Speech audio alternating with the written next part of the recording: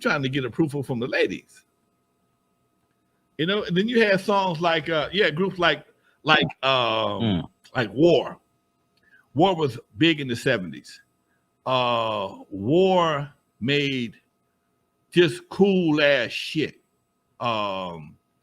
Me and Baby Brother, Flipping in the Darkness, Why Can't We Be Friends, Lowrider. I mean, that was all that shit right there was just regular music. It wasn't appealing to women. It just was music that we liked. Okay. Even in the 70s, man, Frankie Beverly and Maze came out in the late 70s, man. You know, we had a whole chill factor. Then you got Roy Ayers, and you got Roy Ayers, and you got Lonnie Liston Smith, you got Michael Henderson. Dude, man, what nobody thinking about nothing but having a good time and chilling. That when the shit flipped up in the 90s, in the late 80s, 90s, and started focusing on shooting and killing, man, that's why nobody understands it. Yes, Kool in the Gang, man. Come on, Summer Madness, dude. How you gonna fight on Summer Madness? Summer Madness. How you gonna fight on Summer Madness? Summer Madness is a song you put on in the background when you're trying to get your groove on for real. I mean, and Isley Brothers back then, every summer they were the kings of the summer, just like Will Smith is the king of the summer when it came to movies back in the late 2000s. Isley Brothers didn't drop until Labor Day. They rocked the whole summer. Them, and then right behind them would come Earth, Wind, and Fire, and they have the song for the summer, man. That's the album for the summer. And you know, Commodores, come on, man, all that shit, dude. Name me a group that remotely made a song hating on each other. Nobody tripping on no dumb shit like that. In the streets, yes, we had our issues, but they weren't the focus of our lives. You know, women can give you you can get laid with Pillow Talk by Sylvia Robinson, knew what she was talking about, and shit, that shit was erotic as shit. She never said what she was gonna do. She ain't never told you to color her asshole or nothing. She just did what she did. Pillow Talk, you know what Pillow Talk is. That's the lie you tell. That's the story you tell your girl. You know, back in the day, we was all lying. Kashif was probably one of the most underrated cats. He produced everybody. Evan Champagne King, Stephanie Mills. That dude, but again, he was in the same era as Prince, Michael Jackson, Rick James. So he didn't get overlooked. He just didn't get the same shine they got. You know, he wasn't Kashif wasn't he wasn't no dancer. I never saw him in concert. Then you got guys like Luther. You got all these guys who was crooners and singers and shit. Man, come on, Doc. You know, it was just, dude, the world was different. And man, come on, Derek, don't even go to Cameo. Don't even do that. Don't do that. Because I was talking to somebody just the other day about Cameo. Confunction was in town Saturday. And I like Confunction. But if Cameo was in town, I'd have found reason to go. I'd have found energy to go. I like Confunction. Confunction is cool. Some cool brothers. I know Felton, all of them. But if I was going to hang out and do some funking, I'm going to hang out with Cameo. Simple as that. You know, Freddie Jackson. You know, I'm looking at the chat room. Brick had one album. That album had 3 or 4 badass. Al Green for sure. Come on, man. Al, come on, dude. Al ain't never did nothing but get you laid. Had you begging, okay?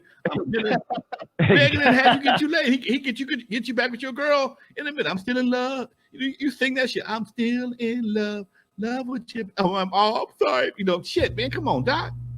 Marvin, you know, everybody, dude. Gap Band, all these folks, man. SOS Ban is still in my playlist right to this day. Okay? Still.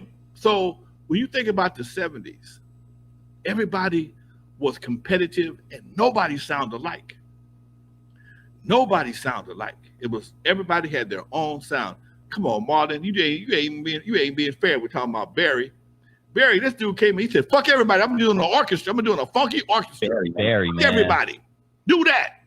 Only person tried to get with him was Isaac Hayes. Isaac was the only one to try to get with him. Okay, but Barry had his own thing. He had it locked down. 40-piece orchestra with cellos and violins, oboes and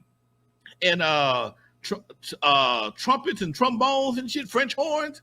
What nobody doing that shit? Now, it was being done in the studio, but Barry White was the only one that made it. He made it his as an orchestra. He was the first that I know of, first black orchestra director.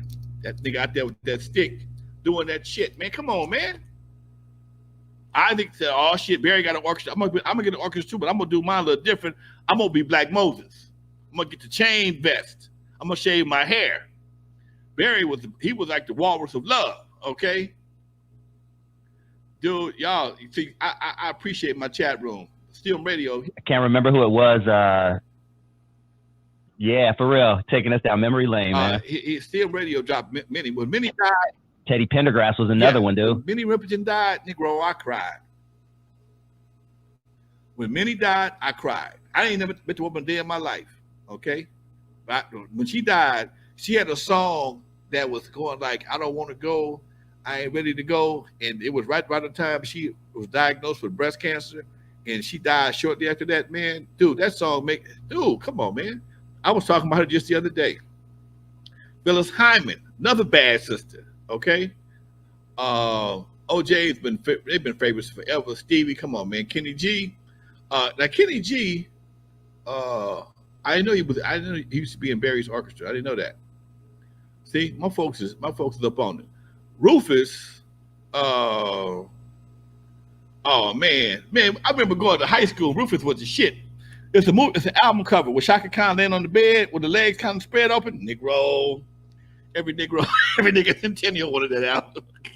Ooh wee. Angela Bofield, Angela Winbush. Oh, come on, man, y'all hurting me now.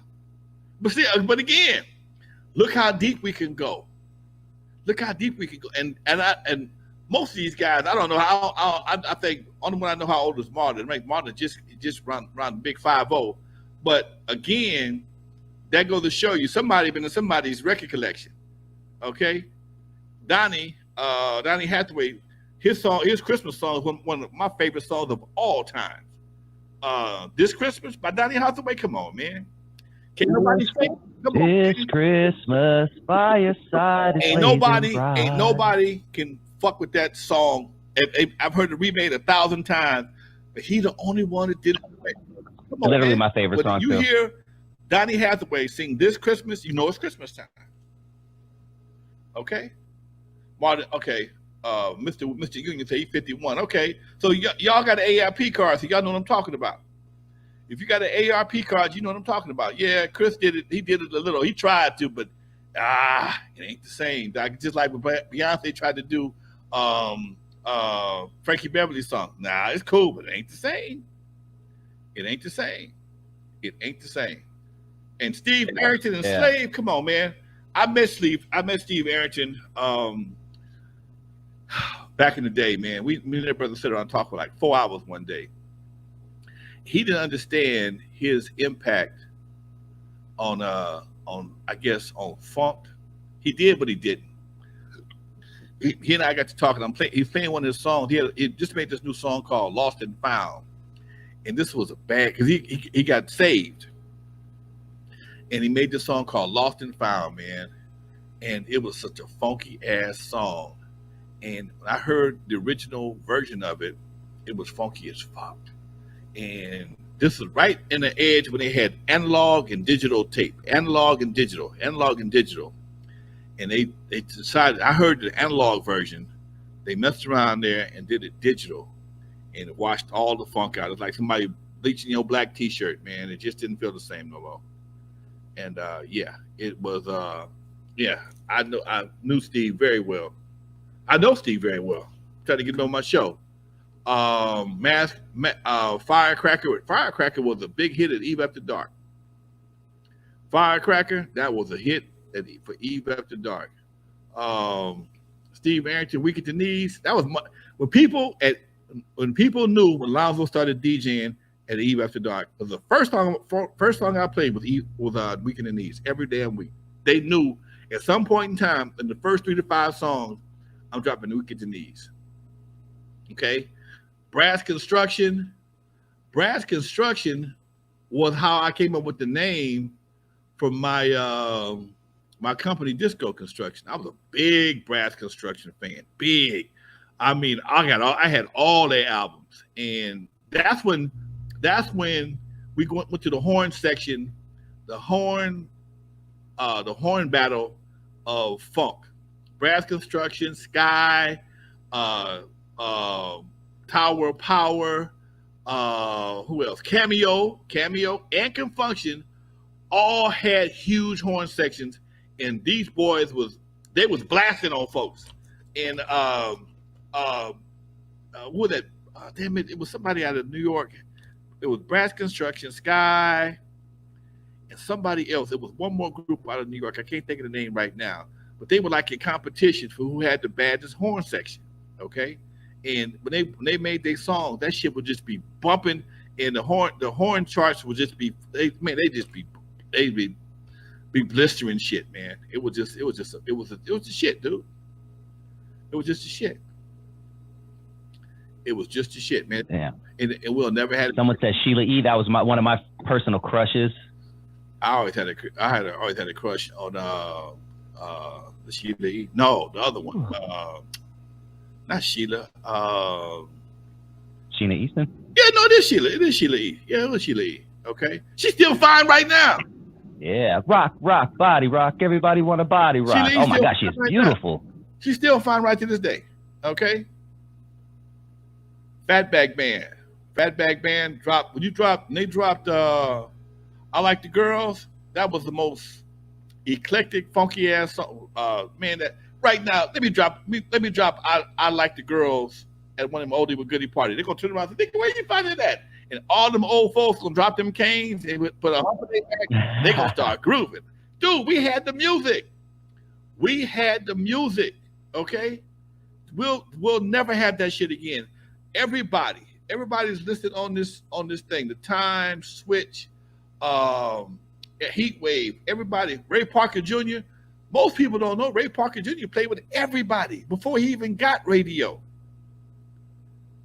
I got a Ray Parker Jr. story. True story.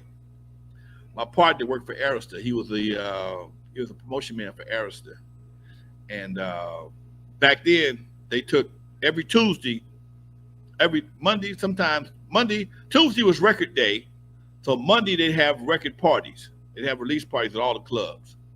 My partner was a promotion guy. We up in Disco 9000 on 9000 Sunset Boulevard. The club, Disco 9000.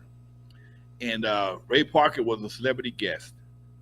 And my boy said, Lonzo, I'm in trouble. I said, what happened, man? I hired some security guards, but nobody showed up. I need you to play security. And I wasn't the Lonzo y'all looking at right now. I'm looking like I'm about the size of goddamn Corrupt. All right? I'm about Corrupt size, about 160, maybe 170. And I'm the same height, but I ain't got the weight I got right now. All you got to do is just stand there and look tough. So I'm standing there. He offered me $200. I'm like, shit, yeah, I'm going to stand here and look tough. So I'm standing there. And my job was to keep the girls off of Ray Parker. That was my only job. But no men in line. But women love Ray Parker. Women love Ray Parker. Ray Parker Jr., I should say. And I'm standing up there, man, and I turned my back to get a phone number.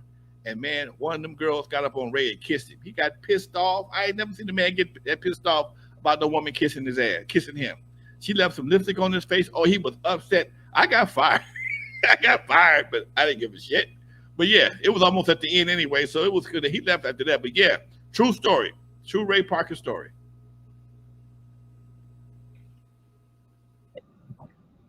Yeah. Oh man, I love these stories, dude. It sounds like the chat loves them too. I love when you just go on a rant of your good memories, dude. But real quick, since we're